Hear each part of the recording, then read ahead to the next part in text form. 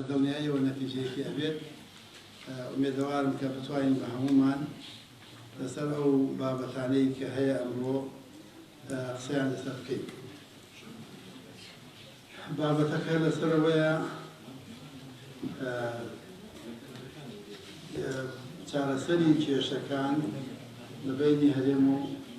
بەغداد وایە لەکەشتان بۆ نەدادم هەر ناوینە بژاردەکان و بژاردانە چین من لە ڕاستیان نامێ یەکسەر بچمە سەر بابەتەکە ئەمێ تۆزێک بەڕێمەدۆەوە ئەویش پەیوەندی بە عێراقی نوێ هەیە کە ئەو عێراقی باسیەکەین عێراقی نوێ و لە دوای ڕوخاندنی ڕژێمی باز لە دوای گۆڕانکاریە گەورەکانی دنیا لە دوای هەڵوەشاندنەوەی سۆڤێتی پێشوو لە دوای یەکجەمسەری سیاسی لە دنیادا لە دوای ئەو هەموو گۆڕانکاریانە و شەڕی عێراق-ئێران شەڕی عێراق و کۆیت و شەڕەکانی تر ئەمریکا و عێراق هەموو ئەوانە کۆمەڵێک ڕووداوی گەورەی لە ڕۆژهەڵاتی ناوەڕاست و مەنتیقەکە دروست کرد. ئەو ڕووداوانە توانی ڕژێمی عێراق بڕوخێنێ واتە بەعەز بڕوخێت و ڕوخاندنی ڕژێمی بەعەز پێم وایە یەکێک بوو لەوەی کە کورد تامانەوەی ڕژێمی بەعەز هەمیشە لە گوێی گۆڕ بوو و دوای ئەوە کورد لەو تاوانە گەورە یاخود لەو مەترسیە گەورە دوورکەوتەوە هەندێک. بەڵام لە دوای ڕوخاندنی ڕژێمی بەعەز و عێراقی نوێ ڕەنگە لەوە دەست پێ کات کە کورد وەکو پێویست نەیتوانی ئەو هەندوو مەرجە لەبارە زێڕینە گرنگە بۆ خۆی بەکاربێنێت. ئەویش لەوە بوو مەسەلا دوای ڕوخاندنی ڕژێم جێشی عێراقی نەمابوو، هیچ هێزێک نەمابوو و عێراقیەکانیش کەسیان ئەوانەی کە معارەزە بوون هەندێکیان لە ترسی عەسکەری فیراری ڕایان کردو هەرێکە لە وڵاتێک بوون ئەوان. بەڵام قیادەی کوردی بۆچنە بەغدا پەیوەندیان بەوانەوە کرد واتە بە پێچەوانەی سۆڤێتی پێشوو سۆڤێت هەڵوەشایەوە خەڵکی جمهوریەتەکان نەڕۆیشتن لە مەسکۆ کۆ بنەوە سۆڤێت دروستکردەوە. پانزە دەوڵەتیان بۆ خۆیان دروست کرد، یوگۆسلاڤیش هەندێکیان بۆ خۆیان دروست کرد. بەڵام لای ئێمە چوونەوە بەغدا، لە بەغدا و کاتە جا تەلەفۆنی دەبوو سەتلای دەبوو باید دقەی 14 دۆلاریاندا قسە لەگەڵ سەید حەکیم و لەگەڵ خویی و لەگەڵ جعفری و لەگەڵ ئەوانە لە ئەوروپا و ئەمریکا بچن بێنەوە بۆ بەغدا و عێراق دروستکردنەوە. ئەوە یەکێک بوو لەو ڕەنگە هەڵانەی کە بەسەرمانە تێپەڕی. هەڵەی دووهەم مەسەلەی دەستوری عێراق بوو کە دەستوری عێراق ڕەنگە ئێستا ئەوان جێبەجێ ناکەن بەسەر ئێمەدا تێپەڕیوە. دەستوری عێراق خۆت ئەیتوانی نەک وەکو قایمەیەک لە بەغدا بێت بەڵکو وەکو نەتەوەیەک بەشداری بکات لە عێراق و لە بەغدادا واتە خۆت وەکو نەتەوەیە. من ئەو کاتیش پێشنیارێکم کرد داوام کرد وەکو لوبنان ئێمەش چۆن لوبنان لە دوای شەڕی دووهەمی جیهانی دابەشیان کرد چۆنیان کرد مافی هەموو ئەو نەتەوە جیازیانان دانا وەکو چۆن مەسەلا رئیسی جمهور بۆ مەسیحی و رئیسی وزەرا بۆ عەرەب بۆ سونە عەرەب و رئیسی پەرلەمان بۆ شیعە عەرەب و بۆ مارۆنی و بۆ کاتۆلیک و بۆ دروزی و دابەشیان کرد. ئێستا کەسێکی کەس ناخوا لە وڵاتەدا وەکی وایە ڕێی جمهور لەبەرەوە شەرتشوزەکانی نییە ساڵێک لە ڕێی جمهور نییە کورسەکەی سوڕێتەوە کەسی ئامادە نییە سوال بچێتە جێگەکەی. من داوام کردیان بابە ئەوە خراپە ئەوە تایفەگەریە ئەوە نابێشتیوا دووبارە بکەینەوە ئەمانە. بەڵام ئێستادا تایفەگەری خراپتر ڕیشی گرتین. مهم ئەوە یەکێک بوو لەوانە. دووهەمیان لە دەستوری عێراقدا زۆرینە و کەمینە لە پەرلەمان یەکێک بوو لەوانە گەڕانەوەی داهات بۆ عێراق و زۆر شتی کرد مەسەلەی پێشمەرگە لە چوارچێوەی وەزارەتی دیفاعدا ڕێک نەخرا و زۆر شتی تر لە عێراقدا ڕوویدا کە کورد بەسەریان تێپەڕی و نەهاتوانی. یەکێک دەوای لە یەکەم جاری هەڵبژاردننی عێراقدا عێراق یەک باز نەبوو لە 275 کورسی کورد پەرلەمان ڕاگرێت بەڵام هاتن کردیان بە بازنە عێراق و دوای بازنەکەش کردیان بە 329 کورسی کە هیچ لەو کورسیانیان بۆ کورد دانەنا واتە کورد لەوێ بوو هات بۆ 69. ئەوە یەکێک بوو لەوانەی کە بەسەر کوردا تێپەڕی ئەو مۆزوعانە. مۆزوعی مەسەلەی سنووری کوردستان ئێمە ئەو کات دەمانتوانی سنووری کوردستانی کوێیە؟ بانمخانە، قۆرەتووە، جەبارەیە، فایدەیە، ئەوێنەیە یاخود خاپوورە ياخذ فتحية يا حمرينة يا منصورية كاملة أما بشويك ما يوكا كز يك تركب بسر معناته بريوا مثلا ما ليس دوشلا ما ليس دوشل يك لو أنا زور كزستاي بيوم ليه ما ليس دوشل جيب كريه برزان ما ليس دوشل تو إما أجر يستا راح كاتب والله تكيد دايجي كده تو أن دايجي لي أكتر والله ما قد صلاة ما نبو ولا يجرين ولا صلاة ما نبو بعد دايجي كات والله أو كان ما ليس دوشل إما بقانون خارجي كردستان تسليمي أوانا كي وقتها إما كاتب لحيوجة كسي كرد الناشئ دنيا هسه انتخابات كده لحيوجة كرد الناشئ لا تازة خرماتو لداقو لدوز خرماتو لخلطبا لجلولا لمندلي لخازانيا ولا بلروز لسعدية لتاقاتو نيوي مثلا دبزو بو برسنجارو وانزالو شو نكايتر تنانا مخمولي لأسرتي كرد الناشئ واتتو بقانون خاجي خود تسليمي ملتي كتراكي بقانون إليه تو انتخابات كأسا نيوي كربو بقانون اللي بعرب يعني ببيع وقتها أما يحكي يعني خطرك ما ليس دوشل جيجا لوج مثلا زوم لكرد كرا همو عربي 20 مليون دايا كرد كان 2 مليون دايا لوش هالقد يعني لكرد كرد أو كان صالح ل 2003 وتا 2007 كرد عكربو لدسي كرد بو والله أشوف خاني كرد أنا روخان أنا تجاوزه كرد أوراق أجر راجو كربو كان خانوك تجاوزه أنتواني قطابي كرد بونا كرد أوكي شيء أمانة هم لاشتي قرنا ويك تلا وأنا دواء وي كدستوري عراقي دام زرا دواء دستوري عراق بيك لو خالق قرنقاني كيف كرد في ويجبو ترحيب كذا بغداد لبرلمان ده مش هناك مثلا أنجمني فيدرالي بو أنجمني فيدرالي العراق ده وتا حلبجة بسكترين فارزقايا وبصرة قولتين فارزقايا يقدر يعني وتا أنجمني فيدرالي أتوانية أمو بريالي أولاد لحكومة ولا برلمان رابقريا ولام تا استعمل يوم لنا بوا هيش كردك لبغداد لبرلمان ترحيبك ولا أنجمني فيدرالي بودا نامزده بوا بس بوا ناكله بوا نبوا أما موضوع وانا استعمل هاتو تسر أوي كدواي أوي حكومتي السوداني هاد همو برادران وان زاني دوهم يعني دارك عدوزي طور بفضل بيشوازي وبرقي وبيروزباي ولو بابتا ببيع أوي الركب ولا كذا ببيع أوي عين لك دياري كان ببيع أوي بتشم قداميوا برام استا عراق دبواري دبوي قانونيوا والسوداني من في مايا يك لو رئيس وزراني ككاريجرترين دجي كرد كاريجرو بدونياتا سوداني تواني دولتي كل راجلة تواني لقى باريس ركبة لقى تركيا ركبة زور بهيمني وببيع ويكسر كا لقى هميان ركبة كردي هالشغلة بوليه داو يرزباي ليه وهذا السوداني تواني سرشاوي دهاتي خلقي كردستان وشكتا هو هنگاي يكمل دولايا لم لا شوار روش بروش هولي تري داو ومثلا بوجا ويستحم قضية ملتك قضية نتويك قضية جيا هموش تكان لخاك لنجتمان لولاد لنتوا لحمو أمانة بوا دبوجا ومسدا يكفي كراوتوا جيجا دبوجا ومسدا هيك شيء كتير بعد ناكله لم مراتدا جيجا دوانا كمالك يرو غرفتي تر روزانا همو وجهك لنا وشدا براوكان خلق دركليت من جمع استاج گورستانكاني خلقي ناوسدا براوكان لزيندوكاني نتوكاني كل زيادة مرخوم بخوم وجد لا دي على يشتكي في من لداخو روش من ديكا خبرتانك ناو ديكا روش وركان شمال سؤالي مالكان وكل وركان دو او دو ني مالكان زيدوكا حتى ورثانك بالمنطقه ديكي وزن بلاني كاكي او مثلا يجي كدواني استاد دريان اكن استاد ايان قرن ماليان ملكيان كسي بيناك بخاوي لو ملاتا هو كان معنا كان سالا دريانا كان يك بيان ندي ليك حزب شو الدفاع لو خلقك كم أجري لسر خاك كي خوي لولادي خوي يك مدي لليلان سيب وري باو وبافير وبافير جوري لنا أرضك خوي أبو وتيوم قينا أرضك بيت الأم قراني شيء ديكم أجري أنا سيب وركان عشان أما كي مسؤول لما كي بدمي أم خلق وأرواح كي وايك تمشي ويا اليبيد أما بس لا يقدر حكومتي عراقي ميزانية خلقي كردستاني بري وشري داعش هاد كورونا هاد أمانة همي كرق ولا سلمان ئەمانە وای کرد کە ئێمە نەتوانین بەچی تێمە مەژغوڵ بین و نەمانتوانیوە بە دوای مەسەلە ئەساسیەکانە کە مەسەلەی گرنگی نەتەوەیی و نیشتمانی و خاک و وڵاتە هەمومان بەسەریا تێپەڕین و ڕۆیشتوش. ئێستا وەزەکان هاتووەتە حەدێکی وا کە دوایە مەسەلەی چارەسەرەکان لەکوێیە.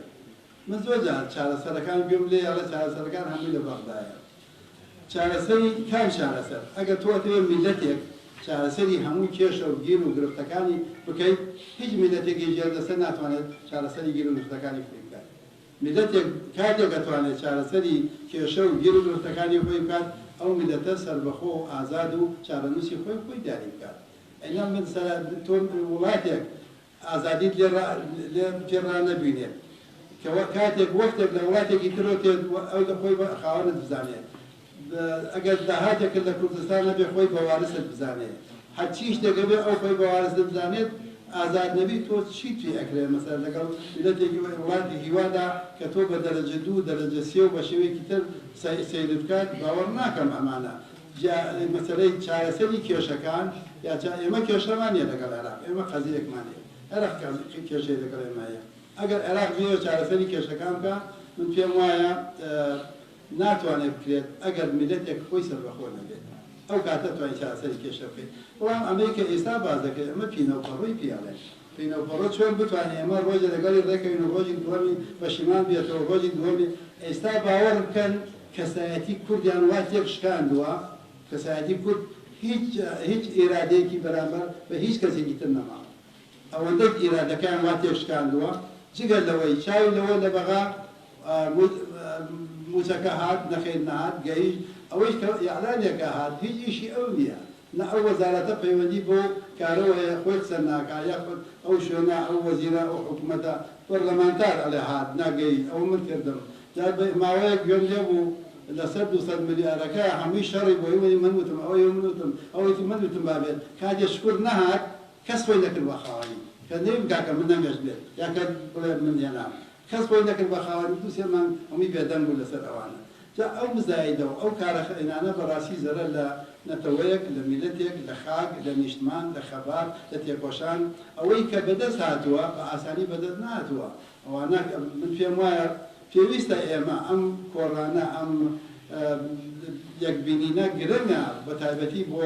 نەوەی داهاتوو تێبگەن ئەم وڵاتە لە خۆی وای لێ نهاتووە. ئەو وڵاتە بە خوێن، بە فرمێسک، بە ئەنفال، بە کیمیاوی، بە دەربەدەری، بە وێرانکردن لەو شەستیەی ئەزمڕەوە کەسێک بچواتە ئەو وەریجادەکە حەڵال بوو کە بکوژرێت، ڕێگەی محەڕەمەیان ناو نابوو. هیچ کەسێک لە وڵاتە جێگەی نەبووە خاوەنی شتێک نەبوو لە وڵاتە. هەر خانوێک لەم شارەدا بەرز وایە ڕەبایەکی لەسەر بوو، ڕۆژی جمعەژە وایە دۆڕمەی بکردای بینە بەسەر جوندیەکان لەسەر بانەکەی خۆی. ئەوتە کەس خاوەنی شتێک نەبوو. ئێواران بەری زانکۆکەی سلێمانیان نەکرد، چیان لەگەڵا کردن؟ ئەمانە بۆ ئێمە خەریکە لە بیرمانە چێ، بۆ هەمووی بەسەرمانە تێبەڕی. ئێمە چی هاتووە کیمیاوی لێداین؟ هەر ئەمانە نەبوون ئێستا لە بەغدا؟ چێ ئەنفالی کردی؟ چێ ئەم هەموو خەڵکی برد زیندە بەشاری کرد؟ چێ گوندەکانی وەران کردی؟ یعنی بەڕاستی من تێ ناگەم حەزرەتی حسەین ئەوە چەند ساڵە شەهید بووە، 1340 ساڵە شەهید بووە، خەڵک ئازانێ ئێستا شەهید بووە، لە بیری ناچێت. بەڵام ئێمە ئەو هەموو ماڵوێرانی و کیمیایی و ئەنفال و دەربەدەری و هەموویمان وانی لە بیرچووە. گوێم لێیە ئەوە ئاوات بۆ سەدام و بۆ عێراق و نازانم بابەتە و عێراق فریا ڕستمانە و فریامان کرد و ئەمانە. ئەمە بەڕاستی نازانم بۆ ئەم کلتورە وای لێ هاتووە، بۆ گەیشتینە ئەوە. ئایا من پێم وانییە تەنها تاوانەکە لای دەسەڵات بێ، میلەتی شەریکە لەگەڵیان. میلەت ئەوە تقریبا 32 ساڵە 33 ساڵە بە هەمان کاچێت دەسەر سندۆکەکە شەڕی لەگەڵەکە بڵات دەسەر سنووقەکە، بەڵام کە دێتە دەرەوە نەعیدی دەستداکە. میلەتەکەش بەشدارە لەگەڵ ئەیتوانی ئەو وەزعانە بگۆڕێ، ئەیتوانی لەسەر سنووقی دەمدان. ساڵە با بۆ لای بدایەکی بۆ لای تری بدایە، ساڵە بابە لایەنێکی تری بدایە، گۆڕانێکی تێدا بکرێ. بینیتان ترام 1 ساڵ لەگەڵ میلەتەکە باش نەبوو، لەگەڵ سیاسەتی دەرەوە باش نەبوو، حیزبەکەی خۆشی دەنگی نەدایە، دەنگی نەدایە، وای 8 ساڵ بەردەوام وای دەنگیان نەدایە دەبشێت. لەبەرەوە پێم وایە ڕادەی سەقافەتی نەتەوەیی، واتە هوشیاری نەتەوەیی، هوشیاری نیشتمانی، هوشیاری تێگەیشتن پێگەیشتن پەروەردە تا ئێستا وەکو پێویست لەم وڵاتە ئێمەدا جێگیر نەبووە بۆیە ئێمە گرنگە چۆن بتوانین ملەتی خۆمان وڵاتی خۆمان خۆش بوێت ئێمە ئەمانتوانی ئەوەی لە 91 تەمەنی 7 ساڵ بووە تا ئێستا ئەمانتوانی وا پەروەردەی بکەین خاکی خۆی خۆش بێ وڵاتی خۆی ئێستا کەسی نەدیوە جلێ هێدادە بێەوەی بیناسێ بێەوەی ئاگای لێ بێ قسەی پێڵێ قسە بە ملەتی خۆی لە قسە بە کوردەڵێ قسە بە فڵانەڵێ ئەنی بۆ ئەم ملەتە شیرازەکەی تێک چووە چۆن بتوانین ڕێگی بکەینەوە من پێم وایە هەموو شتەکان ئەکرێت ئەتوانین کاری لەسەر بکەین ئەتوانین پێکەوە بە تایبەتی هەکە ڕۆشنبیرانی ئەم وڵاتە ئەوانەی کە هەست ئەکەن بە کەم و کوڕی و یاخود داهێنان ئەکەن لە وڵاتەدا ئەوانە زیاتر بیری لێ بکەنەوە نەک تۆکۆ کاتی شەڕی ناوخۆ ڕۆشنبیر و شاعیرەکانمان خەڵکیاناندا بۆ کڵاو قاسم و حەمەداغا بە شیعران بۆ دایم بڕۆن لێیان بدەن شیعرانەوەی بڕۆن شەڕیان بکەن ینی ئەوە خۆتان بینیتان هەموو هەردوو لە شەڕ و شیعرانەوت بۆ ئەوەی کە هێزەکان با شەڕی کورد بکوژنەوەوانە من پێم وایە ئەو ئەقلێتن ناتوانێت سەرکەوتوو بێ بۆ ئێمە 2724 ساڵە دەوڵەتمان نییە هۆکەی چییە بۆ نیمانە بۆ وامان دیاتووە ئەگەڕێتەوە بۆ ئەوەی کە ئێمە نەوەکو پێویست مێژوی خۆمانمان خوێندوەتەوە نەنووسیشمانێتەوە هەر ئەوەیە هەموو شتەکان ڕێگە چەند جارێک دووبارە و سێبارە ئەبێتەوە ئەوەی کە ئێستا لە عێراق گوزارێت عێراق ڕەنگە دیاری بە ئەقلی خەڵکەکات لە کوردستان بە هێزە سیاسیەکان دەکات ڕۆژێک ئاخر داوای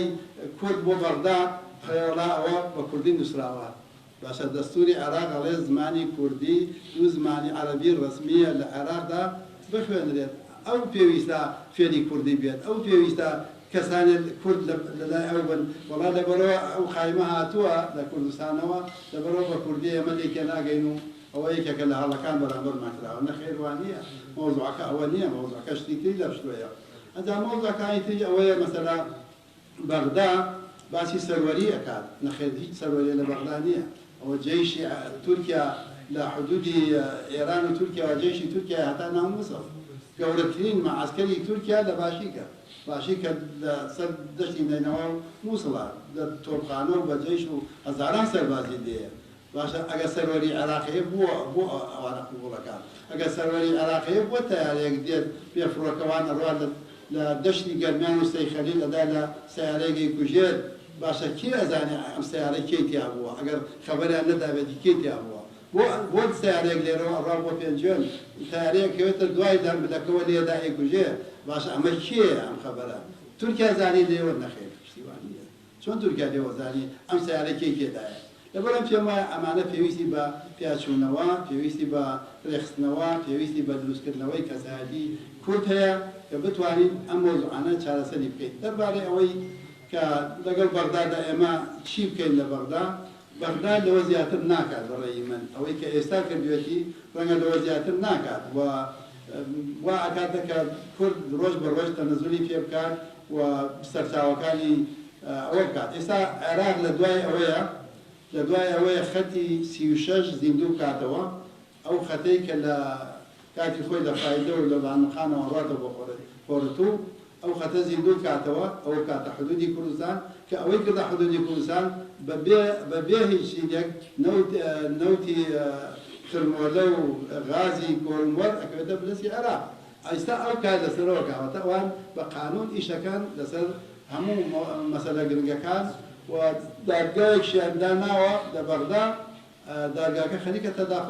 تەداخل لە هاوسەرگیری لە کوردستان ناکات هیچ نەواوە دیکە کە ئەو دادگا بە چ بڕگەیەک بە چه حەقێک بە چه شێوەیەک دێ پەرلەمانی کوردستان هەڵەوەشێنێتەوە بە چه تینێک لە هیچ دەستێکی دەستوری عێراقی هەیە پەرلەمانی ئەو دادگایە بێت جارێ ئەو دادگایە زمانی بریمەر دروست کراوە ئەو دادگا من لە بەغدا بووم ئەو کاتە و مەجموعە لەم هەڵباڵانە لە بەغدا بوون کە لە بەغدا بوون بریمەر دایب نەزران و دکتۆر عەلاوی ئیمزای کرد ئەو کاتە بە دەستوری موقەتی عێراقی کراوە ئەم دەستوری موقەتی عێراقی لەسەر ئەم دادگای حیزبیە لەسەر ئەساسی حیزب دوانینی مالیکیە دوانینی سەدرە دوانی عامریە مجلیسە یەکێکی پارتیە یەکێکی یەکێتیە دادگایەکی حیزبیە دامەزراوە ئەم دادگا حیزبی ئەم حەقەی لەکوێ پێدرا بە چ بڕگەیەک پەرلەمانی کوردستان هەڵەوەشێنێتەوە کاتێک پەرلەمانی کوردستان دەنگی بۆ دراوە و خەڵک دەنگی بۆ داوە ئەوانە هەرێکێ لە وڵاتێ بوون عێراقی نەبوو سەدامە بۆ کاتە بەڵام من ئەوەی کە هاوەگە لە یەکە ڕاتر لە پەرلەمانی کوردستان ئەم پەرلەمانە بۆ ئەوەندە بێدەسڵات بوو بە ئەمرێک و بە فویەک لە بەغداوە نەیتوانی لە ژوورەکەی خۆیان بۆ بێتەوە دوو قسەی کرا دوان بتایەت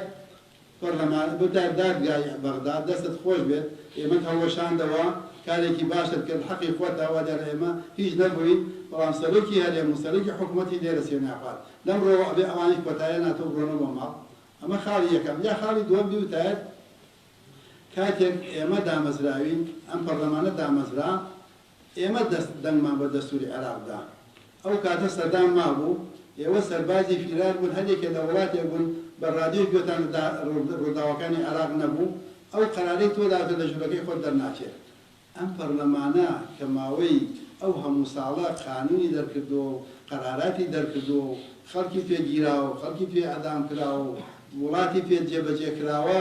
نەیتوانی کۆ بێتەوە هەندێکە فایلێکی نیا دەستی خۆی و دیاندا ڕۆژ تۆ خانەنشینەکەیان باشە نەبوو کۆبوونەوە یەک دەقە باسی ئەم مۆزوعات خۆیان کردایەت بۆ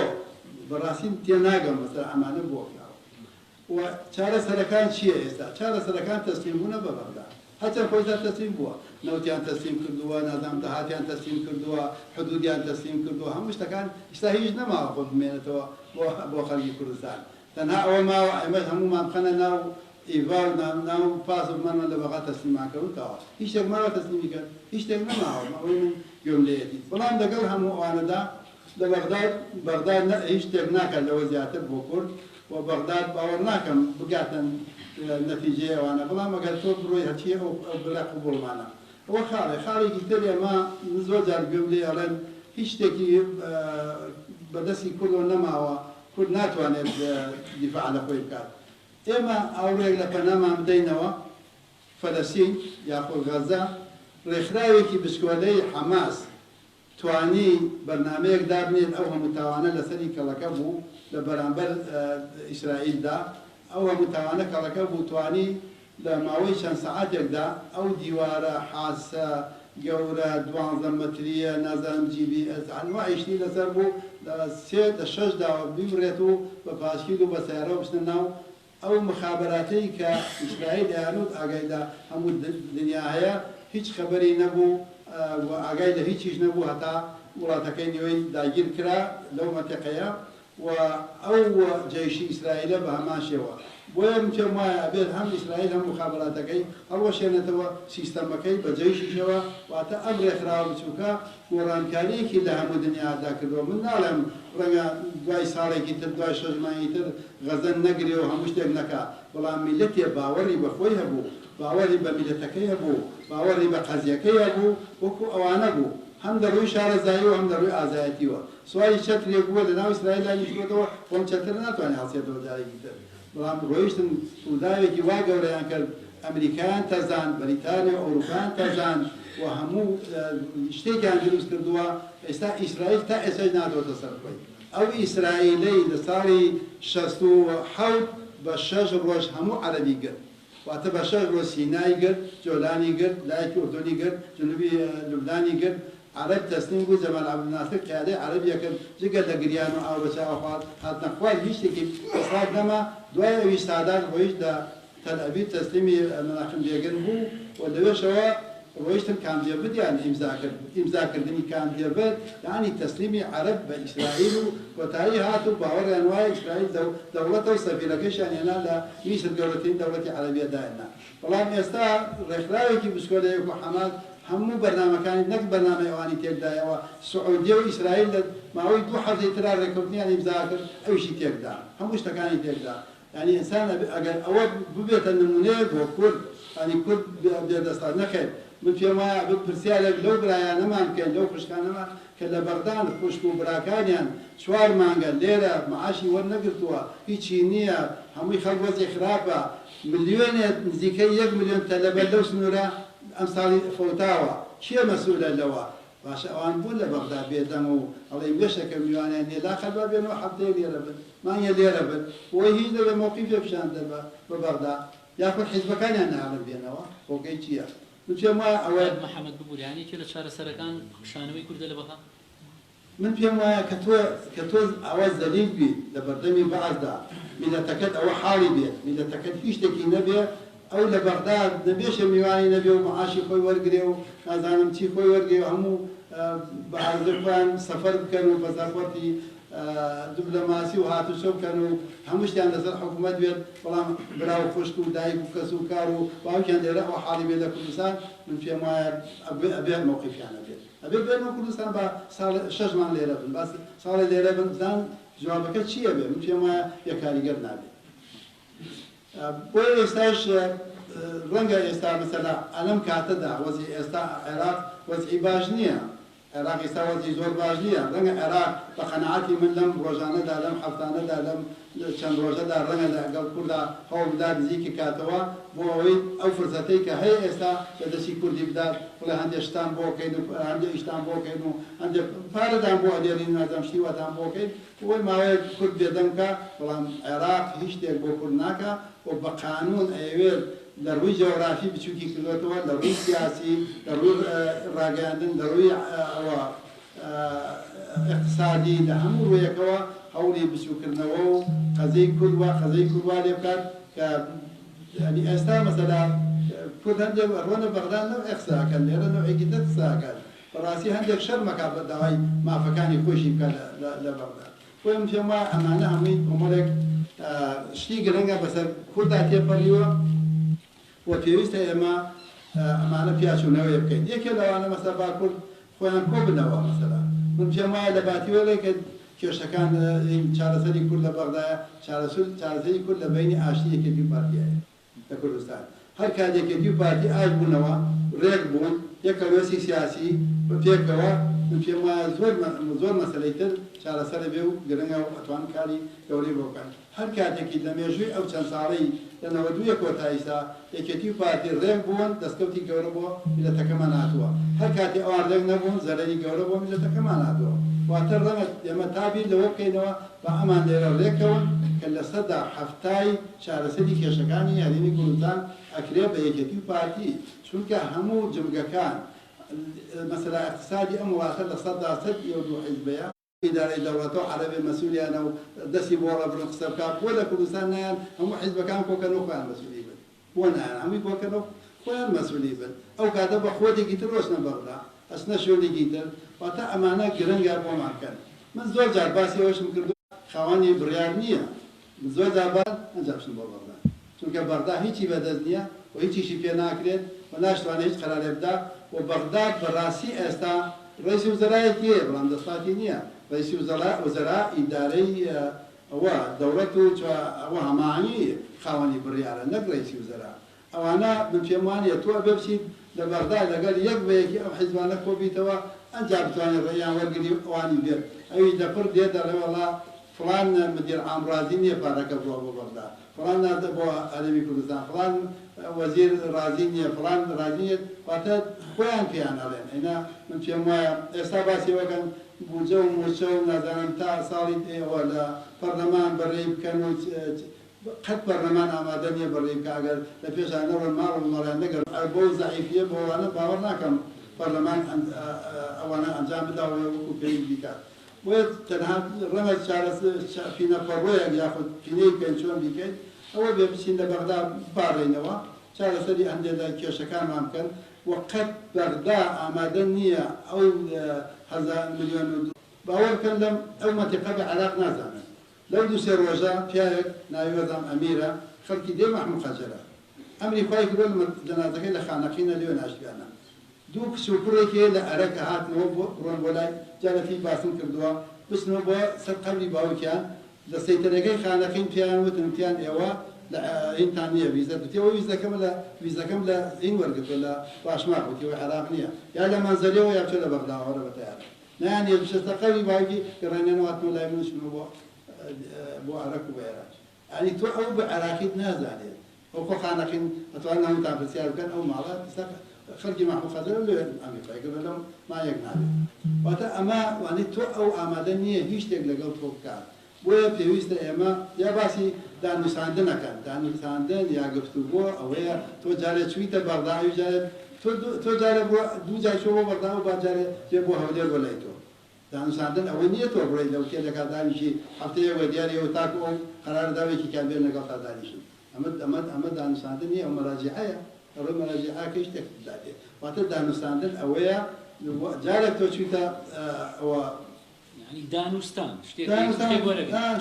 شتێک وەرەگری بەرامبەری یەک بەڵام ئەوە دانوستاندن نییە توار بکەیت داوا بکەیت و ئەیجاو بنەداتەوە ئەڵێ ئیشمانەیە ئەڵێ سەفەرمەیە ئەمڕۆ شتێک تاقی دەکات ئەکەمە ڕێ ئەمان ئەسمە مەتارەوێ وڵات تەلەفۆنێکمان واتە وتیانە مێن ئەمڕۆ ڕئیسی وزەرا سەفەری بۆ فڵان شوێن ئەنی ئەمە بۆ قبوڵ بکرێت یعنی بۆ بکرێت من پێم وانییە ئەمە نە خزمەتی کورد دەکات نە خزمەتی مێژوویەکات نە خزمەتی ئێستایەکات نە خزمەتی داهاتووشیەکە پێویستە ئێمە بە ڕاشکاوی بە لەگەڵ عێراقا قسە بکەین پێیان بڵێین ئێمە ئەم عێراقەی کە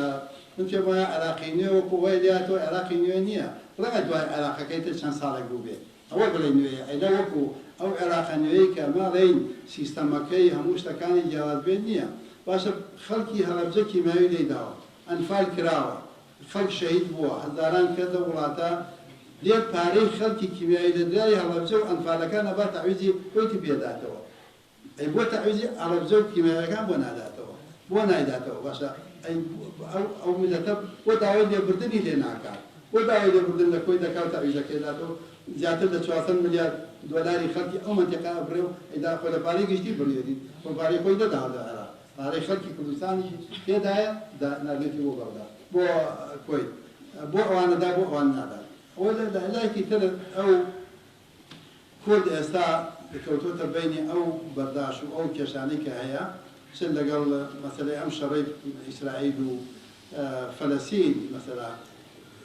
ئەگەر ئیسرائیل ئەو شەڕە بوەستێنێ چی ڕوەدا ئەو شەڕە بوەستێنێ بە نەمانی ئیسرائیل کۆتایی دێت چونکە ئەوان شکست قوبوڵ ناکەن ئەگەر شەڕەکە نەوەستێنێ بەرەو کوێ ڕات بەرەو ئەوە ڕاشەڕەکە گەورە بێت بەرەو لوبنان بەرەو سووریا بەرەو عێراق ئەو کاتە چی ڕوەدا کورد لە کوێ ئەو شەڕە بێت ئەو کاتە ڕەنگە ئێران و تورکیا بێنە سەرخەت کە ئێران و تورکیا هاتە سەرخەت لەو لاشەوە ئەو هێزانە ئەو کەشتیانەی ئەمریکا و ئەڵمانیا و فەڕەنسا و بەریتانیا هاتوون ئەوی دێنە پێشەوە و ڕەنگە بێنە سەر نزیکی ئەو شەڕە بنەوە ئەو کاتە کورد لەکوێ ئەما بێت کورد ئێستا دوو بەشە لەسەر دوو جەبهەکە چۆن بتوانین ئەم چۆن نەگلێ بە شەڕەکەەوە ئەگەر گلا بە شەڕەکەیشەوە بە کام شەرت و شوڕیت ئەگلێ بە شەڕەکەەوە ئەمانە پێویستە ئێمە کاری لەسەر بکەین و